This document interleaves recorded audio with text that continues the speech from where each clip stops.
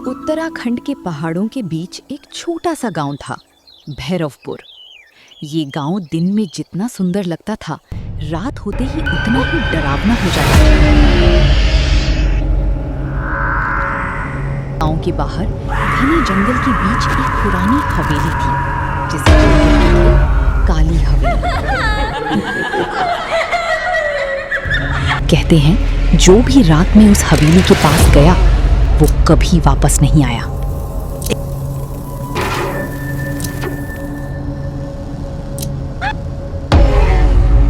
रोहित अपने पिता के साथ भैरवपुर आया था। काली हवेली में भूत है, रात को वो जंगल में घूम। बिल्कुल विश्वास नहीं था। एक दिन उसने गांव वालों को डरते हुए सुना। रात को हवेली से लाल रोशनी निकलती है, किसी औरत के रोने की आवाज आती है। रोहित हंस पड़ा, ये सब अंधविश्वास है।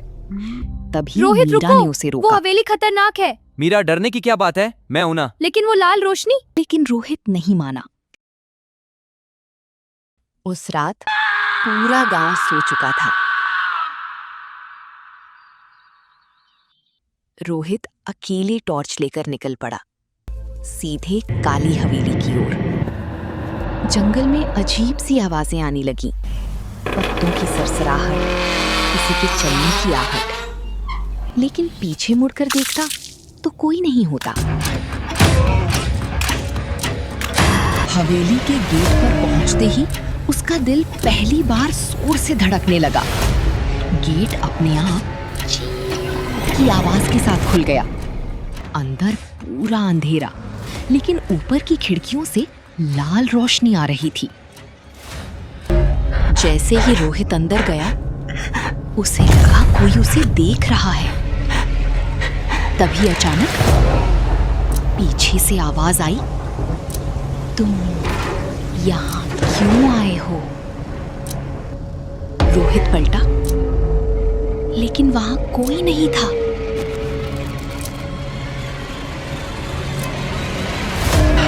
दीवारों पर अजीब निशान थे, जैसे किसी ने नाखूनों से खरोंचा हो।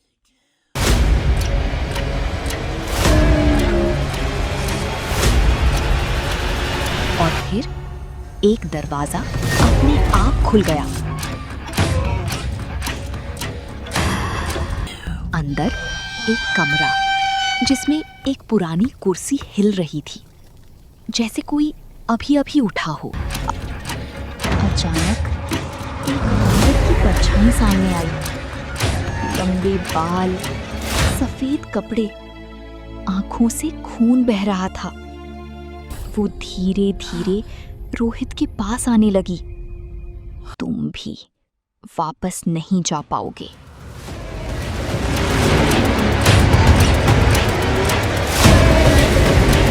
रोहित डर के मारे जम गया।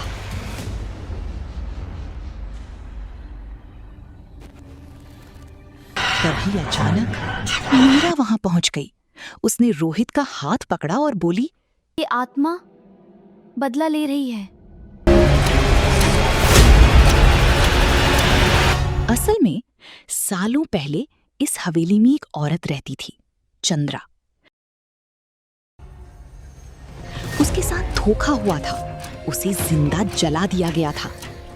तब से उसकी आत्मा हर उस इंसान को मार देती है जो लालच या घमंड में यहाँ आता है। चंद्रा की आत्मा अब रोहित के बहुत करीब थी। उसकी आवाज गूंज रही थी, तुम भी दूसरों की तरह घमंडी हो। रोहित रोने लगा, मुझे माफ कर दो, मैं गलत था।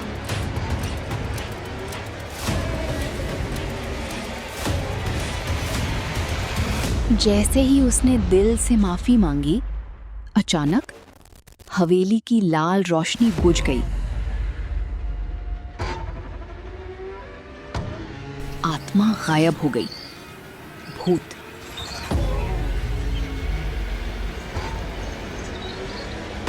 रोहित बेहोश हो गया।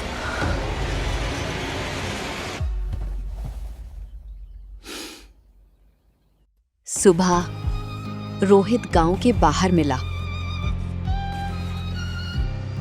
जिंदा, लेकिन पूरी तरह बदल चुका था।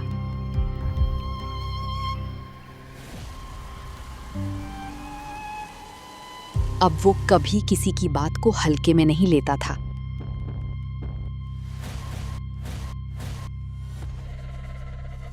अगर कहानी पसंद आई हो तो लाइक और सब्सक्राइब जरूर करें। क्योंकि ऐसी ही सच्ची कहानियाँ हम आपके लिए लाते रहेंगे। तो इंतजार मत कीजिए, अभी लाइक और सब्सक्राइब